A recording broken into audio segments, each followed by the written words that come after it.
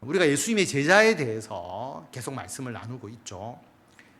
스승의 가르침을 전수받아서 그 말씀을 유지 보존하고 또 그것을 알리는 사람이 제자고, 또 제자는 스승을 좋아하기 때문에 스승을 닮아 나간다, 그렇게 말씀을 드렸습니다. 뿐만 아니라 오늘 말씀은 스승을 섬기는 자가 제자다, 그래서 예수님을 섬기는 제자가 되어야 된다라고 말씀을 합니다. 왜 예수님을 섬겨야 될까? 이 섬김이라는 것이 우리나라의 그 말에는 두 가지의 의미가 있을 수 있는데요. 섬긴다는 것은 믿고 따른다라는 의미도 있잖아요. 근데 여기서의 섬김은 믿고 따르는 게 아니고 사역을 돕고 생활을 지원한다라는 의미에서의 섬김을 말합니다. 용왕을 섬긴다 또는 귀신을 섬긴다. 여러분, 어떻게 섬기나요? 사실 섬길 필요가 없잖아요. 실체가 없으니까. 용왕에게 먹을 거를 뭘 줘야 되죠? 뭘 용왕이 먹습니까? 귀신은 뭘 먹나요? 제사상을 차려서 귀신을 먹인다고 하지만 실제로 귀신이 먹지 못하잖아요. 그러니까 실체가 없는 것은 사실은 섬길 필요가 없죠. 어떤 도와주거나 어떤 생활의 필요를 공급해 줄 필요가 없습니다. 그런데 신에게 바친다고 뭔가를 자꾸 가져오라, 신에게 바칠 테니까 가져오라라고 말한다면 이게 돈이든 물질이든 어떤 재물이든 먹을 것은 더더욱 그렇고, 그래서 제사를 지낸다, 신에게 바치기 때문에 재물을 가져오라, 이렇게 이야기를 하면 사실은 이것은 사기꾼이다라고 하는 것을 우리가 알 수가 있죠. 여러분, 시편 50편을 보면 하나님께서 뭐라고 말씀하셨느냐 하면, 내가 수소의 고기를 먹으며 염소의 피를 마시겠느냐. 잘못하면 하나님께 뭔가 먹을 것을 갖다 바친다라고 생각하면서 하나님께 제물을 드리는 구약시대의 사람들이 있잖아요. 잘못 생각하는 거죠. 그래서 하나님께서 야, 내가 수소의 고기 먹고 염소의 피 마시겠느냐, 그러면서 이 이전에 뭐라고 말씀하셨느냐 하면, 내가 너의 집에서 수소나 너의 우리에서 순염소 가져가지 않겠다. 왜냐하면 산림의 짐승, 산의 모든 가축이 다 내 것이다. 산의 모든 새도 내가 아는 것이고 들의 짐승도 다 내 것이다. 그렇게 말씀하시거든요. 그러면서 내가 가령 줄여도, 하나님이 배고프지 않겠지만 내가 배고파도 너에게 나에게 먹을 것 갖다 달라고 내가 말하지 아니할 것은 세계와 거기에 충만한 것이 다 내 것이다. 모두가 내 것인데 내가 너희들에게 내 먹을 것 가져오라고 수소나 염소 갖다 바치라고 이야기하겠느냐. 그렇게 말씀하시면서 13절 말씀, 내가 수소의 고기를 먹으며 염소의 피를 마시겠느냐, 그렇게 말씀하시는 것이죠. 이 말씀을 보면 하나님은 진짜 신이시고 창조주이심을 알 수가 있습니다. 진짜 신이고 창조주이니까 너희들 나에게 먹을 것 갖다 바치려고 생각하지 마라. 하나님께 뭔가 공급하고 하나님께 뭔가 드리면서 너희들 나를 섬긴다고 생각하지 마라. 쉽게 말하면 우리가 하나님을 먹여 살릴 필요가 없다라고 하는 겁니다. 그래서 신에게 바친다고 하면서 그걸 요구하는 것은 모두가 사입이고 사기꾼이다라고 이야기를 할 수가 있죠. 그런데 여러분, 예수님은 다르다라고 하는 거죠. 예수님은 인간으로 이 세상에 오셨지 않습니까? 예수님은 배가 고프시고 오래 걸으면 피곤하시고 마음이 아프시면 눈물을 흘리시는 분입니다. 시간 관계상 성경 구절을 제가 다 말씀을 하지 않지만 모두 성경에 나오는 내용이죠. 이런 이야기 웃자고 하는 겁니다. 진짜가 아니고, 예수님께서 광야로 가시면서 제자들에게 너희들 가능한 지고 갈 수 있는 제일 큰 돌을 지고 와라. 그래서 제자들이 큰 돌을 찾아서 무겁게 지고 예수님을 따라갑니다. 제일 말 안 듣는 제자가 가룟 유다잖아요. 가룟 유다 말 안 들으니까 저렇게 무거운 돌을 왜 지고 가야 되냐. 자기는 아주 가벼운 작은 자갈돌 몇 개만 딱 호주머니에 넣고 걸어가는 거죠. 옆에 베드로 모든 제자들은 그 큰 돌을 쥐고 땀을 뻘뻘 흘리면서 가고 있습니다. 참 순진한 이러한 제자들 이러면서 이제 비웃으면서 간 거죠. 목적지에 도착하니까 광야라서 먹을 게 아무것도 없어요. 그래서 예수님께서 자, 너희들 가져온 돌을 다 내려놓아라. 그러면서 그 돌을 빵으로 다 바꿔주시는 거예요. 자기 가져온 것 자기가 먹어. 그렇게 이야기를 하시는 거죠. 모두가 그 빵을 배불리 먹는데 가룟 유다는 작은 자갈 몇 개 들고 갔으니까 쫄쫄 굶었죠. 그래서 그 다음에 예수님께서 이제는 너희들 작은 돌을 여러 개 많이 들고 와라. 그런데 가룟 유다가 이번에 내가 속을까 보냐 이렇게 생각해가지고 자기는 큰 돌을 어깨에 지고 간 거죠. 그래서 이 돌로 빵을 만들어 먹을 걸 생각하면서 그렇게 간 겁니다. 그런데 예수님께서 어디를 데리고 가셨느냐 하면 이번에는 과수원을 데리고 가서 너희들이 가져온 돌로 저 높은 데 있는 과일을 던져서 너희들 떨어뜨려서 먹어라 그렇게 이야기한 거예요. 가룟유다가 그걸 어떻게 던져서 먹겠습니까? 또 쫄쫄 굶었다라고 하는 이야기죠. 유머지만 뭐 있을 법한 이야기 아니겠습니까?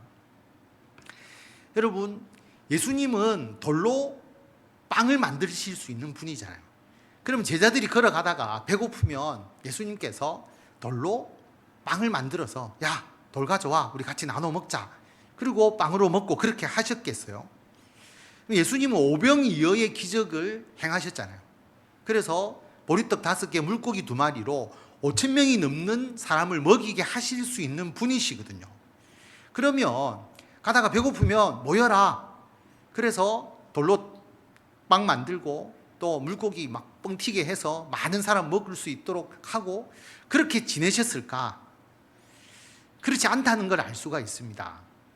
사탄이 처음 예수님을 시험할 때 뭐라고 시험했느냐 하면 돌로 떡을 만들어 먹으라 라고 그렇게 이야기를 했거든요.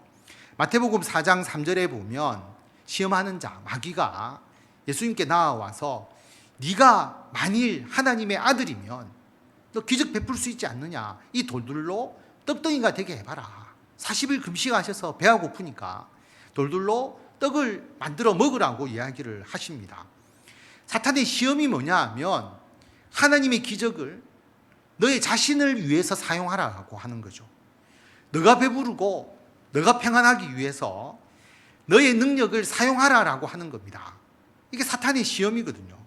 그래서 예수님께서 이 사탄의 시험에 대해서 뭐라고 말씀하셨느냐 하면 사람이 떡으로만 살 것이 아니요 하나님의 입으로부터 나오는 모든 말씀으로 살 것이다.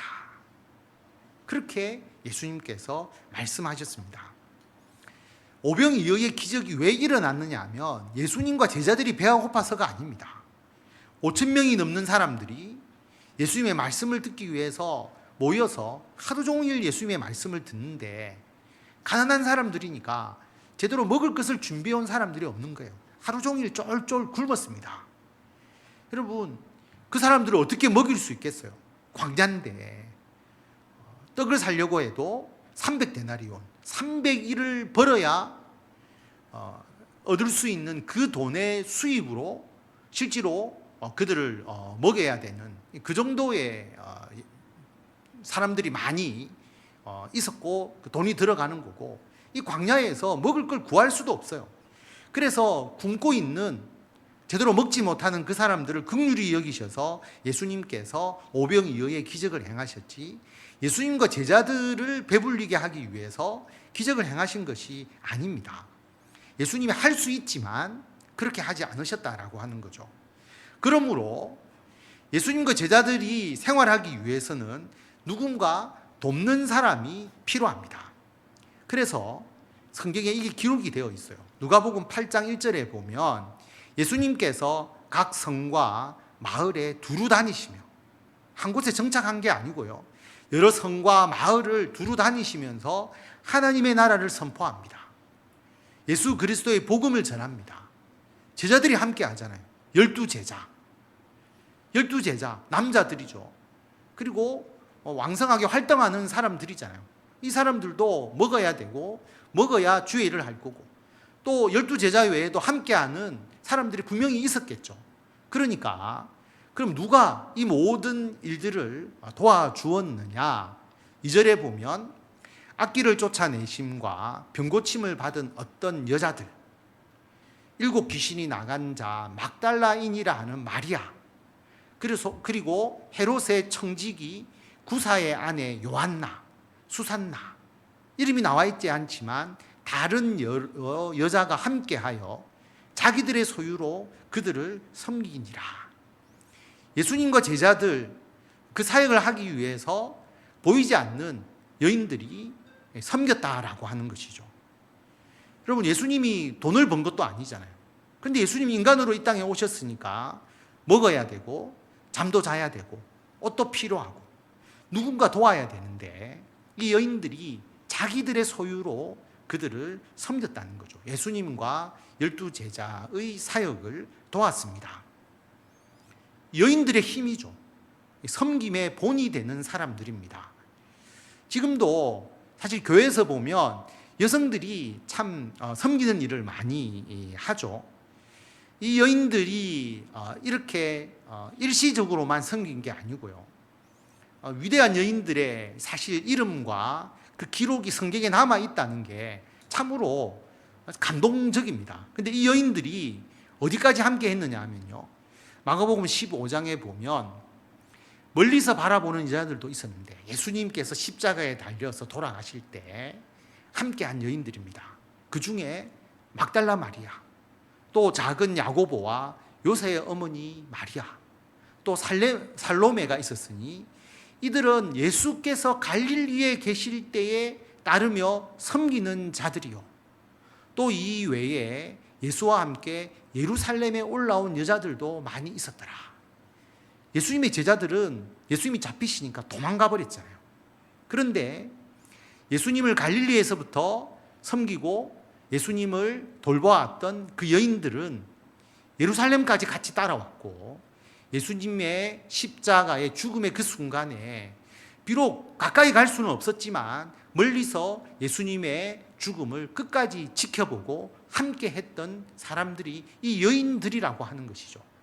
일시적으로 한번 예수님을 섬긴 게 아니라 끝까지 예수님의 십자가의 죽음 그 순간까지 섬겼고, 그리고 막달라 마리아와 살로메와 이 여인들은 예수님이 장사 지내는 곳까지 따라가서 예수님의 무덤의 위치를 기억했던 사람들이고, 이 사람들이 예수님의 몸을 장례 지내기 위해서, 향품 처리하기 위해서 주일날 새벽 안식일을 끝나고 그 다음 새벽에 무덤을 찾아갔다가 예수님의 부활의 첫 번째 증인이 된 사람들입니다. 그냥 부활의 증인이 된 게 아니고요, 갈릴리에서부터 예수님을 자기 소유로 섬기고 예수님을 돌보았던 사람들이 예수님의 부활의 순간까지 끝까지 함께해서 부활의 첫 증인으로서의 이름을 남긴 여인들이다라고 하는 것입니다. 저는 사실 12제자보다 이 여인들이 더 위대하다고 생각하고요, 이 여인들의 삶, 성경에 보면 구석구석에 기록되어 있어서 잘 드러나지 않는데 이걸 보면 훨씬 더 감동적입니다. 더 은혜를 받죠. 우리는 예수님의 12제자만 생각을 하는데요, 여러분, 그 예수님의 12제자와 예수님의 사역을 누가 뒷바라지 했느냐? 실제로 뒷바라지 하는 사람들이 분명히 있었다는 것이고, 이 여인들이 그 역할을 했고 이것을 일시적으로 한 것이 아니라 끝까지 했다라고 하는 것, 이게 감동적인 것이죠. 교회를 이제 목회하다 보면 여러 가지 일들을 돕고 또 헌신하는 분들이 많이 있습니다. 그런데 항상 어느 교회든지 우리 여성 집사님 또는 권사님 또 성도들이 참으로 수고하시는 일이 굉장히 많아요. 목회자로서 거기에 굉장히 고마움과 또 감동을 느낄 수밖에 없다라고 하는 거죠. 예수님도 분명히 그렇게 했을 것입니다. 그래서 부활의 증인으로, 첫 번째 증인으로 12제자가 아니라 이 여인들이 부활의 증인으로서 역사에 기록될 수 있도록 해 주셨다라고 그렇게 생각을 합니다. 여러분 결혼하고 가정생활을 하셔도 마찬가지잖아요. 사실 먹는 것, 그 다음에 치우는 것, 청소하는 것, 빨래하는 것, 여러 가지 가정의 일들이 많은데요. 가정을 위해서 섬기는 일들을 우리가 결코 무시할 수가 없잖아요. 교회도 마찬가지입니다. 복음 전파, 이렇게만 보면 뭔가 크게 거룩한 일처럼 보이는데 실제로 복음 전파를 위해서 우리가 해야 될 일들을 구체적으로 살펴보면 굳은 일이죠. 먹는 것도 이 굳은 일에 속하는 것이고요. 그런 일들이 너무나 많다라고 하는 겁니다. 그런데 이 교회가 갈수록 어떻게 되어가고 있느냐 하면 이런 굳은 일의 섬김이 점차 사라지게 되죠. 그래서 교회가 조금 규모가 커지게 되면 교회 식사를 성도들이 하지 않습니다. 대부분 위탁을 주죠. 업체가 들어와서 식사를 준비해주고 돈으로 사 먹는 형태가 대부분 그렇게 흘러가고 있고요. 주방에서 봉사할 사람들이 없기 때문에 교회 청소를 하는데 청소를 또 위탁을 주죠. 그래서 청소하는 사람이 와서 청소하고 가는. 우리 교회도 사실 우리 장로님이 또 수고해서 또 청소해 주시고 저도 대부분 토요일 날 교회 전체적으로 청소를 하는데 어떤 분이 이야기를 합니다. 왜 장로님이 청소하고 또 목사가 청소하느냐, 위탁 줘라, 청소하는 사람 쓰면 되지 않느냐, 그렇게 이야기를 하거든요. 그런데 여러분 청소의 섬김이라는 것도 굉장히 귀한 거잖아요. 청소를 해보시면 이 청소에 또 기쁨이 있어요. 청소를 할 때 우리 교회의 이 시설을 내가 수고해서 깨끗하게 한다. 그리고 청소하면 거기에 대해서 이게 참 마음이 와닿는 부분들이 분명히 있거든요. 그래서 청소도 돈으로 하고 식사도 돈으로 해결하고 그래 하다 보면 찬양대도 노래 잘하는 사람들을 돈으로 사와서 세우면 되고 모두가 돈으로 다 해결할 수가 있습니다. 교회 관리도 돈으로 하고 모두가 돈으로 하게 되면 그럼 성도가 하는 일이 뭔가? 여러분 성도가 교회에서 뭐만 하겠습니까? 할 수 있는 일이 모두 다 돈으로 해결하면 내가 와서 딱 예배 드리고 나는 그냥 가면 된다. 이것만 딱 하게 되잖아요. 모두가 와서 교회에서 딱 예배만 드리고 나는 다 간다. 흩어져 버린다. 그럼 교회의 공동체라든지 교회에서의 섬김과 교회에서의 사역은 없고 내가 원하는 예배만 딱 드리고 그냥 흩어지는 교회가 되어버린다라고 하는 것이죠. 이게 과연 교회의 근본적인 사역인가? 이게 교회의 일인가? 여기에 대한 고민을 가지고 있는 것이죠. 그래서 다른 분들은 이런 데에 대해서 크게 생각하지 않을 수도 있는데 저는 이 부분에 대해서 굉장히 중요하게 생각을 합니다. 여기에 대한 근본적 문제의식을 좀 다른 목회자보다 더 많이 가지고 있죠. 그래서 힘들지만 가능한 우리가 스스로 함께 행하고 서로가 함께 섬기면서 이 일들을 감당해 나가는 방법으로 가야 된다. 그래서 제자는 섬겨야 되는데 예수님을 섬겨야 되는데 이 섬기는 일이 고귀한 일이 아니다라고 하는 거죠. 실제로 예수님이 계실 때 예수님을 섬기는 일은 굉장히 굳은 일이었고 허들의 일이었다라고 하는 거죠. 근데 그게 없이는 예수님과 12제자의 사역이 온전히 있을 수가 없었다라고 하는 겁니다. 그러면 지금은 예수님이 계시지 않잖아요. 그렇죠? 그러면 누구를 섬겨야 되느냐?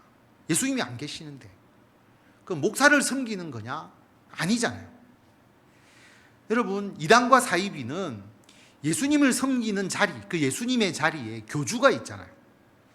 여러분 이 땅의 모든 이단과 사이비 중에서 교주가 가난하게 청빈하게 사는 경우를 본 적이 있습니까? 없습니다. 제가 알기로는 없습니다. 이들은 그 이단과 사이비를 통해서 돈을 받거든요. 자신의 재산을 불리는 거죠.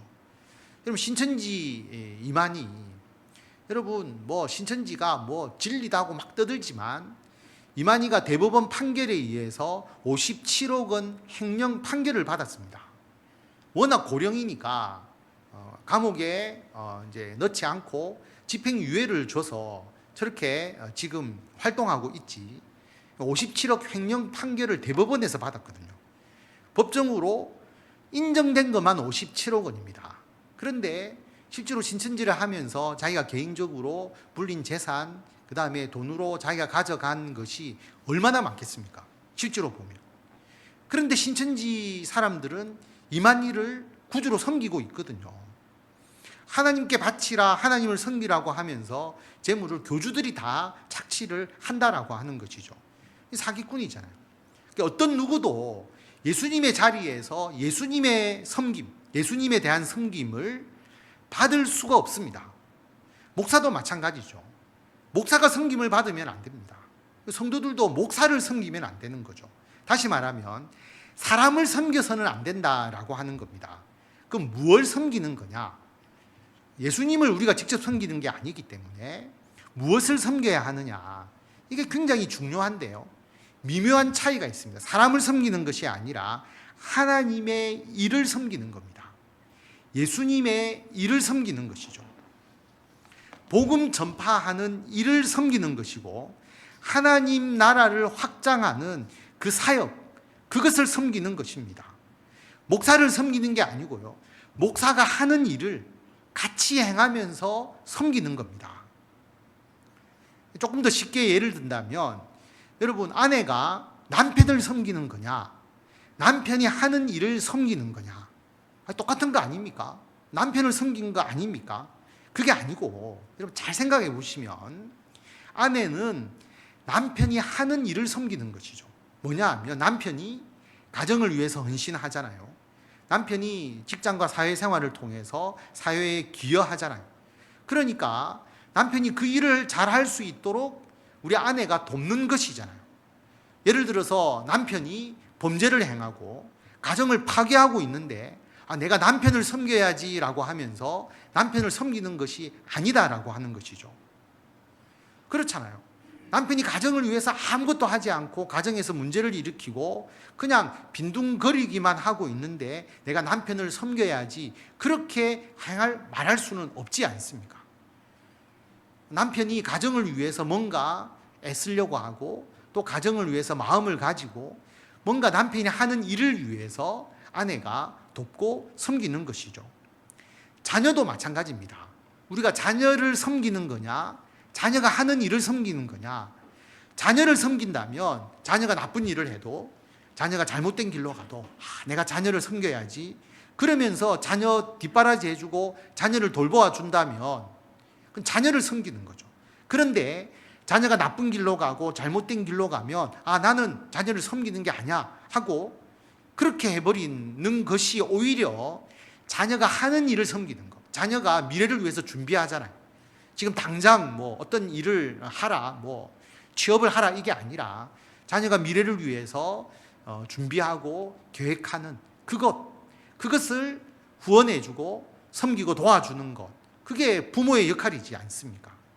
그러니까 우리 가족이 하는 일, 우리 가족이 준비하는 일, 우리 가족이 계획하는 일, 그리고 우리 가족이 함께 하나님의 영광을 위해서 하는 일, 사회에 뭔가 유익이 될 수 있도록 그 자녀와 우리 가족이 하는 일을 섬겨주는 것입니다. 그렇기 때문에 목사 개인을 섬기는 것이 아니고 목사가 하는 일이 뭐냐 하면 하나님의 나라를 위해서 헌신하는 일이니까 그 일을 함께 섬기는 것이죠. 우리 교회가 하는 일, 하나님의 나라를 위해서 복음을 전하고 성도를 양육하는 일을 하는 거니까 우리 모두가 그 일을 섬기는 것입니다. 사람을 섬기는 것이 아니다라고 하는 것이죠. 오늘 사도행전 16장에 보면 우리가 드로아는 터키에 있는 도시, 여러분이 잘 아는 트로이에 목마할 때 그 트로이입니다. 트로이. 그 드로아에서 배로 원래는 안디옥 또는 예루살렘으로 돌아오려고 했는데 사모드라게 섬, 그리스에 있는 섬이죠. 그 섬을 지나서 네아폴리에 도착을 합니다. 그 당시로는 폴리스가 도시라는 의미니까 네아폴리스, 지금으로 보면 카발라라고 되어 있습니다. 지명이. 거기서 빌립보로 가게 되죠. 그러니까 사도 바울이 유럽에 첫 발을 내디는 곳이 네아폴리스, 지금 카발라라는 곳인데요. 예전에 제가 한번 설교할 때 이 스토리를 사진으로 한번 보여드린 적이 있는데, 저도 가서 봤거든요. 가보시면 사도 바울이 처음 발을 내디뎠다 하는 그 돌도 앞에 있는 그 성당이 있습니다. 이게 나중에 여러분 사도 바울 성지순례 가시면 한번 가보실 수가 있어요. 거기서 네아폴리에서 좀 내려오면 빌립보, 지금은 필리피라고 되어 있는데, 그 빌립보에 가면 그 빌립보가 마게도니아 지방의 첫 성, 또 로마의 식민지, 이 성에서 사도 바울이 수일 동안 기거를 했습니다. 근데 안식일이 된 거예요. 안식일에 회당에서 예배를 드리고 기도를 해야 되는데, 유대인이 얼마 없으니까, 유대인이 일정 수가 있으면 반드시 회당이 있습니다. 유대인이 없는 곳이니까 회당이 없는 거예요. 그래서 어디 가서 안식일에 기도할까 찾다가 강가로 갑니다. 그래서 문 밖 강가에 나가보니까 거기에 앉아서 모여있는 여자들이 있었다라고 하는 거죠. 이 여인들도 기도하기 위해서, 하나님을 믿는데 회당이 없으니까 기도하러 나온 여자들입니다. 그런데 예수님을 모르잖아요. 그래서 이들에게 사도 바울이 복음을 전하는 것이죠. 가보시면 빌립보에 그 기도터, 성지순례에 가시면, 또는 뭐 관광으로 가시면 가서 보실 수가 있습니다. 진짜 그곳인지 알 수는 없지만 항상 그 유적이라고 하는 것은 상징적으로 다 만들어 두는 거니까 그 터라고 일컬어지는 곳이 있습니다. 사도 바울이 유럽에 첫 발을 내디딜 때 진짜 그 돌을 밟았을까요? 그건 알 수가 없잖아요. 그런데 상징적으로 그 돌을 놔두고 있으면서, 사도 바울이 처음으로 유럽에 첫 발을 내디디고 복음을 전했던 곳이 이곳이구나, 그렇게 기억을 하는 것이죠. 그 돌이 진짜냐 가짜냐 이걸 따질 필요는 전혀 없습니다. 역사적인 사실이기 때문에 거기에 도착한 것은, 거기서 어떤 여인을 만나냐 하면 루디아를 만나게 됩니다. 두아디라시에, 두아디라 하면 여러분 기억하실 것인데, 소아시아 7교회 중에 하나, 요한계시록에 나오는 교회죠. 에베소, 터키, 튀르키예에 있는 소아시아 지역의 교회가 있는 곳이었죠. 그런데 나중에 두아디라에도 교회가 생겼음을 알 수가 있고, 이때는 교회가 없었는데 자색 옷감 장사, 자색 옷감은 굉장히 고가의 상류층을 위한 옷감입니다. 그 장사를 하는 루디아라는 여자, 하나님을 섬기지만 예수님을 몰랐는데 사도 바울이 이들에게 복음을 전할 때 사도 바울의 말을 따르고 예수님을 믿게 됩니다. 장사를 크게 했음을 알 수 있죠. 두아디라에서 원래 장사를 하는데 빌립보까지 온 거 보면, 요즘으로 말하면 빌립보에 대리점이 있었다, 이렇게 생각할 수 있잖아요. 그러니까 여인임에도 아주 장사를 크게 하는 사람이었는데, 사도 바울이 전도를 받고 루디아와 그 집이 다 세례를 받습니다. 그러면서 이 루디아가 나를 주 믿는 자로 알거든 내 집에 들어와 유하라, 강권하여서 자기 집에 머물게 합니다. 사도 바울이 빌립보에서 사역할 수 있도록 도와준 것이죠. 사도 바울이 이 그리스, 유럽 지역에 오게 된 배경을 보면 성경에 잘 기록되어 있는데요. 무시아를 지나 드로아로 내려갔는데 터키, 튀르키예 지역에 있었습니다. 그런데 자기가 전도를 하려고 의도했던 곳으로 가지 못하고 길이 막히니까 자기의 전도의 출발점 안디옥이나 또는 예루살렘으로 돌아가려고 했는데, 밤에 사도 바울에게 환상이 보이죠. 마게도니아 사람이 사도 바울에게 요청을 하는 꿈을 꿉니다. 마게도니아로 건너와서 우리를 도우라. 이 환상을 보게 되죠. 그래서 그리스로 갈 생각을 전혀 하지 않았는데, 이 환상 때문에 사도 바울이 10절에 보면 사도 바울이 그 환상을 보았을 때 마게도니아로 떠나기를 힘썼다. 여러분, 제정도 그리고 마게도니아로 가는 여러 가지 교통편 모든 게 준비되지 않았어요. 전혀 전도 여행에서 유럽으로 갈 생각을 하지 않았는데 이 환상 하나를 보고 유럽으로 가게 된 거죠. 그리스로 건너가게 된 겁니다. 왜냐하면 하나님께서 저 사람들에게 복음을 전하라고 우리를 부르셨다고 생각했기 때문에 간 것이죠. 대책 없이 간 겁니다. 그러니까 사도 바울이 빌립보 성에 도착했을 때 어떠한 재정적인 것이나 어떤 생활에 대한 준비가 전혀 되어 있지 않았음을 알 수가 있는데, 그 빌립보 첫 성에서 루디아를 만나고 루디아가 사도 바울의 전도 사역을 도와준 거죠. 빌립보에서 전도할 때 모든 숙식을 루디아가 해결해 준 겁니다. 빌립보에서 어떤 일이 있었느냐 하면, 여러분 잘 아는 내용이지만 사도 바울이 귀신 들린 여종을 고쳐주거든요.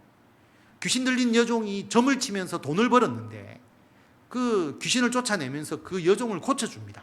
주인이 이 여종 때문에 내가 돈을 벌었는데 사도 바울 때문에 돈 벌 방법이 없어지게 된 거죠. 그래서 거짓으로 모함해서 사도 바울을 고발합니다. 사도 바울이 감옥에 들어가게 되죠. 지하 감옥에, 캄캄한 빌립보 지하 감옥에. 그런데 바울과 실라가 밤중에 찬송하고 함께 기도하고 그럴 때에 지진이 나서 옥문이 흔들려서 옥문도 열리고 손과 발에 채워진 것도 다 풀려납니다. 간수가 자결하려고 하다가 사도 바울이 도망가지 않으니까 그 간수가 예수님을 믿게 되죠. 그래서 나중에 사도 바울이 풀려납니다. 그럼 그 다음 구절이 무슨 내용이 있느냐 하면, 두 사람이, 바울과 실라가 감옥에서 나와서 다시 루디아의 집에 들어가서 형제들을 만나보고 위로하고 가니라. 빌립보 교회, 작은 교회처럼 예수 믿는 자들이 루디아의 집에 모여 있었고, 사도 바울이 감옥에서 나오고 난 뒤에 다시 루디아의 집에 들어갔다라고 기록되어 있는 것을 보면 루디아의 헌신을 우리가 알 수가 있는 것이죠. 그리고 이 빌립보 다음에 어디로 가느냐 하면 암비볼리, 아볼로니아, 그 다음에 데살로니가. 지금도 데살로니가라고 하죠. 데살로니키. 부산하고 자매도시, 그리스의 두 번째 큰 도시, 항구 도시. 그 다음에 베레아, 아테네, 성경에는 아덴이라고 나와 있고, 그 다음 고린도. 그래서 위쪽에서부터 쭉 내려가면서 복음을 전합니다. 이 여정의 길이 사도 바울 성지순례나 또 여러분 관광으로 가셔도 충분히 가실 수 있는 길이죠. 그래서 빌립보의 첫 성에서 루디아가 사도 바울을 후원하고 섬겼기 때문에 전혀 예상하지 못했던 일이지만, 그 환상을 보고 그리스로 가서 고린도까지 이르는 사도 바울의 전도 여행에 루디아가 큰 도움을 줬다라고 하는 것은 분명한 것이죠. 여러분, 복음 전파가 말로만 이루어지는 게 아니잖아요. 교회를 통한 복음 전파, 하나님 나라 확장도 섬김이 필요합니다. 이 섬김은 목사를 섬기는 것이 아니고 하나님의 나라의 일을 우리가 섬기는 겁니다. 목사가 복음 전파 사역을 하고 또 교회 사역을 하니까 그 일을 여러분이 돕는 것이죠. 교회에서 전도와 양육을 우리 모두가 하니까 모두가 이 전도와 양육의 일을 여러분이 돕는 것입니다. 이게 결코 쉬운 일은 아니죠. 제가 어릴 때 시골에서 생활할 때 부흥회를 하면, 아마 우리 연세 많으신 분들은 다 기억할 겁니다. 부흥 강사님이 어디에 있을 수가 있어요? 시골에 호텔이 있습니까? 숙박시설이 없잖아요. 그때는 다 성도들이 집에 모셔서 숙식을 제공하고 그렇게 섬기는 거죠. 그렇게 할 수밖에 없었습니다. 제가 대학생 때 여름 성경학교 하면 그때 아이들 얼마나 많았어요. 교사도 많고. 그런데 그 모든 것을 식당에서 먹을 수 있는 식당도 없었고요. 그러니까 성도들이 돌아가면서 식사를 준비해서 그 교사들 또 다 먹이고 하는 것들. 지금은 사 먹기도 하지만 그 당시에는 사 먹을 수가 없으니까 그렇게 섬겼다라고 하는 것입니다. 여러분, 교회에서 모든 일은 섬기는 자가 있어야 되죠. 교사도 있어야 되고 찬양대도 있어야 되고 구역장도 있어야 되고, 또 교회에서 헌금을 해서 그 헌금으로 주님의 일을 해야 되는 것이고, 모두가 섬기는 겁니다. 아동부도 섬겨야 되고 청년부도 섬기는 자가 있고, 모두가 섬겨야만이 주님의 일을 할 수가 있는 것이다 라고 하는 거죠. 예수님도 섬기셨어요. 인자가 온 것은 섬김을 받으려 함이 아니다, 도리어 섬기려 하고 자기 목숨을 많은 사람의 대속물로 주려 합니다. 예수님도 섬김을 받으려고 하지 않으셨다는 거죠. 예수님도 섬겼습니다. 그러니까 예수님의 제자인 우리들도 섬길 수밖에 없는 것이죠. 예수님을 따르는 제자라고 하면서 우리가 섬김을 받으려 하는 것이 아니다라고 하는 거죠. 그래서 교회는 여러분 아무리 나이가 많든 아니면 아무리 나이가 어리든 섬김을 받는 자와 섬김을 행하는 자로 나뉘어지면 안 됩니다. 교회는 모두가 섬기는 자가 되어야 돼요. 모두가 서로를 섬기는 거죠. 모두가 무엇을 위해서? 복음 전파와 하나님 나라 확장을 위해서. 어떤 사람을 섬기는 게 아닙니다. 하나님의 나라의 일을 같이 섬기면서 행하는 것이다 라고 하는 거죠. 교회는 섬기는 자가 높임을 받습니다. 마가복음 9장 35절에 보면 제자들끼리 먼저 싸웠거든요. 누가 더 크느냐. 그러니까 예수님께서 누가 큰지를 딱 정의를 내려주셨어요. 12제자를 다 불러서 하도 서로 큰 거 가지고 싸우니까, 누가 더 높은지 가지고 싸우니까 누구든지 첫째가 되고자 하면 끝이 되어야 한다. 그리고 모든 사람들을 섬기는 자가 되면 너희들이 첫째가 된다. 그렇게 말씀하시는 거죠. 그래서 교회에서 목사가 첫 번째가 되려면 제일 많이 섬겨야 되죠. 제일 많이 굳은 일하고 하나님의 나라의 일을 제일 많이 하고, 그럴 때 목사가 높임을 받는 것이고, 우리 장로님들 제일 많이 섬겨야 장로로서 또 권위를 가지고 주의 일을 하실 수 있는 거죠. 우리 권사님들, 안수집사님도 마찬가지로. 우리 교회가 모두가 다 섬기시니까, 예수님의 제자로서 참 작은 교회이지만 모두가 섬기시니까, 그리고 위로부터 더 많이 섬기시니까 우리 교회가 이런 모든 일을 은혜롭게 다 감당하고 있는 거죠. 섬기지 않고 명령만 내리는 교회라면 절대 우리 교회는 지탱할 수가 없는 거죠. 그런데 참 감사하게도 직분을 가지신 분들이 제일 많이 섬겨주시고 그렇게 헌신해 주시니까 예수님의 이러한 말씀대로 권위를 가지고 주의 일을 함께 행할 수 있게 되는 것이죠. 여러분, 우리는 예수님의 복음 전파, 전도와 양육을 통한 하나님의 나라 확장의 일을 모두가 섬기고 있습니다. 여러분, 가정을 섬기는 것도 하나님의 나라를 위해서 여러분 섬기시는 것이고요. 직장을 섬기는 것, 이웃을 섬기는 것도 결국 하나님의 나라 확장을 위해서 우리가 모두 섬기는 것이죠. 그래서 섬긴다는 그 일이 어떤 때는 굉장히 굳은 일이고 어떤 때는 힘든 일일 수도 있지만, 그것이 뒷받침되지 않고서는 일을 할 수 없기에 우리 모두가 섬기는 일을 행하고 있습니다. 예수님의 제자이기 때문에 예수님도 그 일을 하셨는데 우리도 당연히 해야 된다. 그래서 이 예수님을 섬기는 제자로서의 삶을 우리들의 가정과 그리고 직장과 교회에서 더욱더 잘 감당하셔서, 비록 그곳에서는 높임을 받지 못한다 할지라도 예수님은 말씀해 주셨으니까 누구든지 섬기는 자는 첫째가 된다. 우리 모두를 예수님께서 으뜸으로 귀하게 여겨주시고 그 일을 우리가 끝까지 잘 감당해서 하나님을 섬기는 제자로서, 그래서 우리들을 통해서 예수 그리스도의 구원의 복음이 더욱더 많은 사람을 살리는 놀라운 믿음의 역사를 이루어 가시는 성도 여러분들이 다 되시기를 바랍니다.